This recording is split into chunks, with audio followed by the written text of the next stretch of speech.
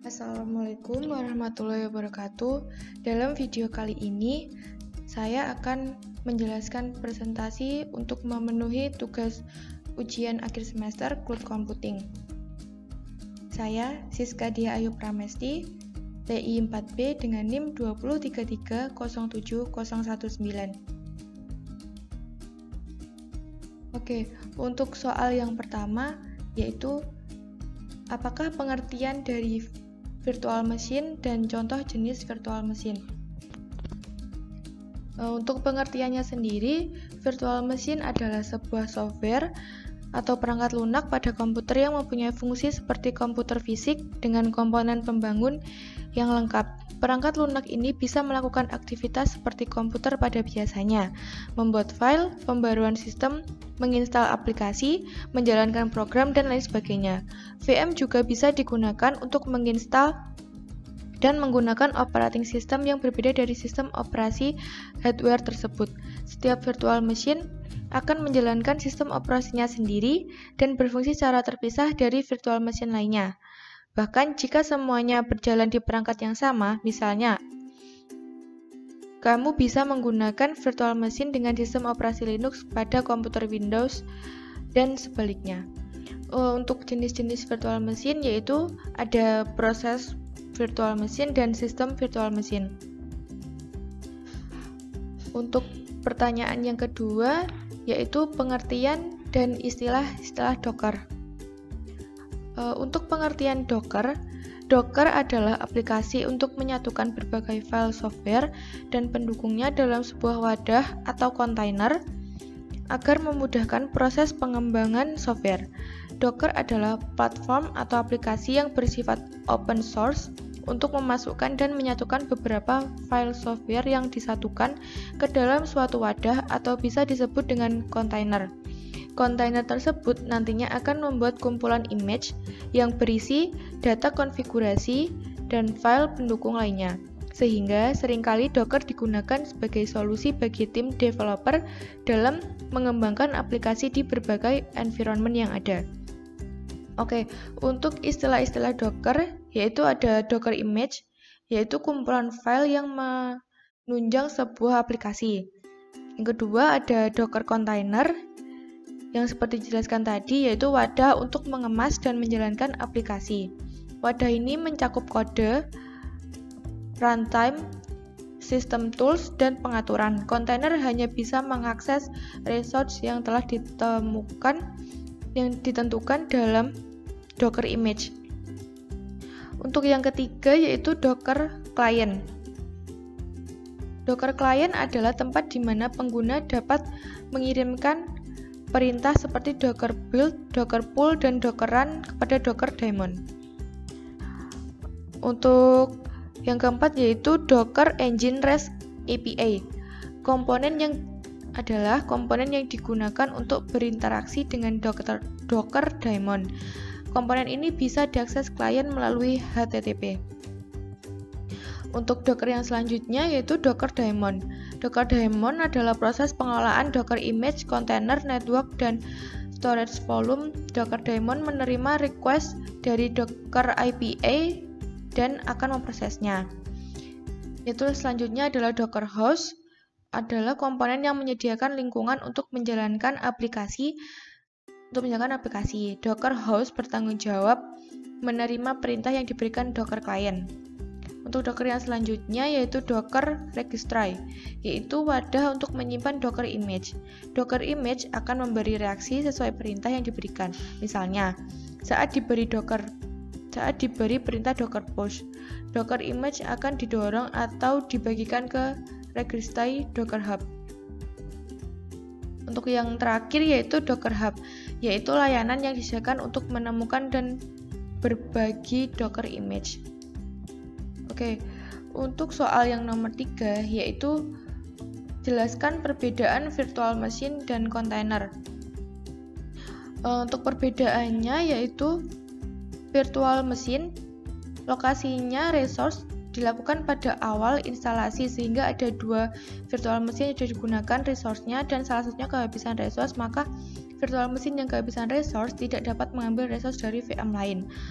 Untuk kontainer alokasi resource dapat dilakukan oleh host server, sehingga host dapat melakukan pengambilan resource pada hardware sesuai yang dibutuhkan kontainer itu sendiri.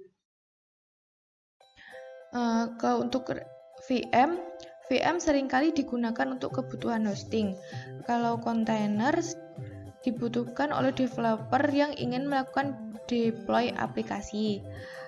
Kalau untuk VM, virtualisasi pada level hardware. Kalau kontainer pada level OS. Untuk virtual mesinnya, waktu startup dalam hitungan menit. Kalau untuk kontainer dalam hitungan detik. Untuk VM, performa terbatas pada konfigurasi VM. Kalau untuk kontainer, performa maksimum tergantung pada hardware fisik. Oke, untuk soal yang nomor 4, yaitu menjelaskan maksud dari perintah Docker. Oke, untuk soal nomor 4 ini saya akan menjelaskan secara langsung pada Kali Linux.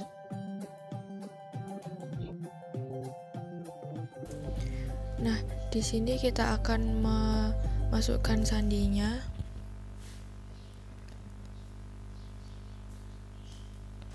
Lalu kita ketikkan sudo usermod -ag docker $user.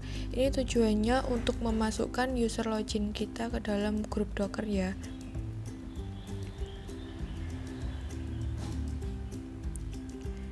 Nah, kita coba untuk mengetikkan su -ag $user.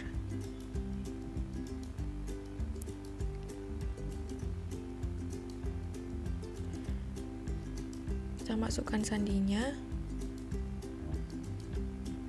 Nah, jika sudah, lalu kita cek apa sudah masuk atau belum dengan mengetikkan groups. Nah, itu sudah. Lalu kita cek lagi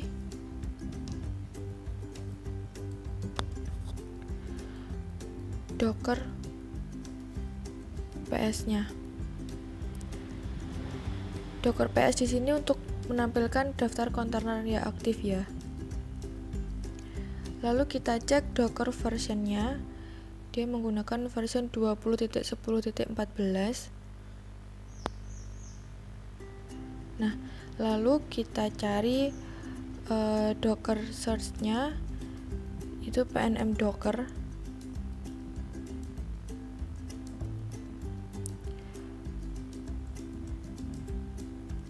Docker search-nya di sini kita cari yang PHP 7.2 fpm alpin. Nah, jika sudah ada, lalu kita download dengan Docker Pool. Docker Pool di sini untuk mendownload image yang sudah dicari di Docker search tadi.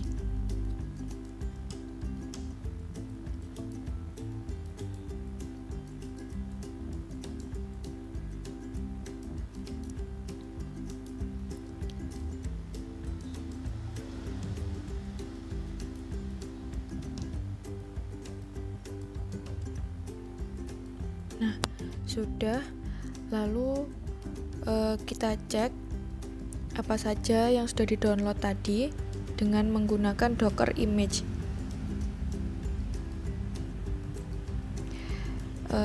Jadi di sini sudah ada ya Docker Pool 7.2 fpm alpinnya.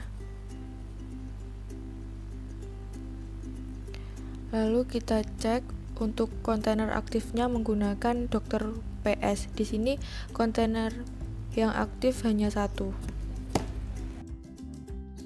Kita beralih ke soal nomor 5, yaitu bagaimana cara mengaktifkan nested virtualization pada Proxmox PA.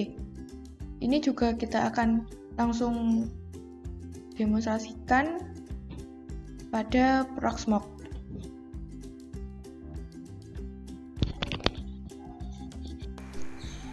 Kita masuk dengan login root, lalu kita masukkan passwordnya, lalu kita mengecek apakah nested virtualization-nya sudah aktif atau belum.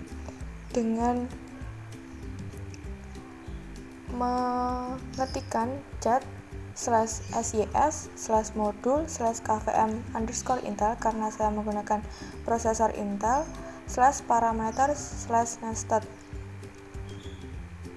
Jika outputnya Y berarti itu sudah aktif, tapi kita pastikan dulu lagi dengan mengetik echo option kvm intel nested sama dengan Y etc/modprobe.d/kvm_intel.conf.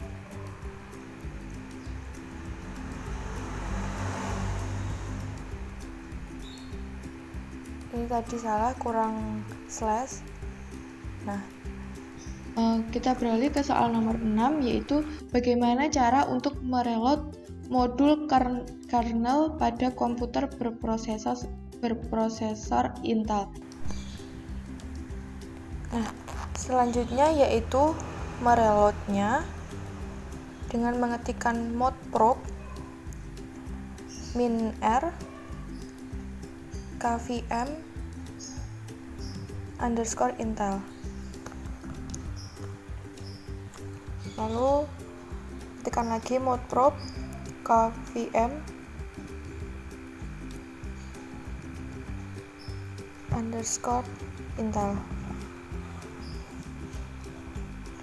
Nah, lalu dicek lagi apakah nestednya sudah aktif atau belum dengan mengetikkan yang tadi di atas.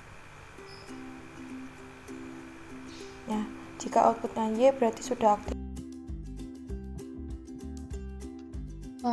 Untuk soal nomor 7, yaitu mengubah hostname.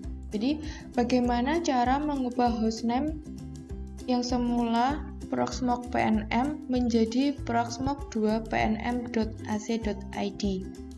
Oke, kita langsung saja ubah hostname-nya.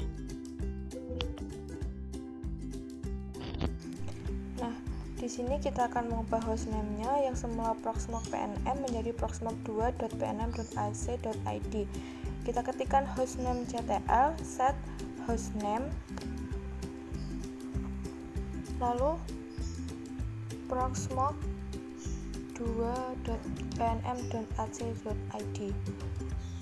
Nah, kita pastikan lagi dengan mengetik hostname ctl.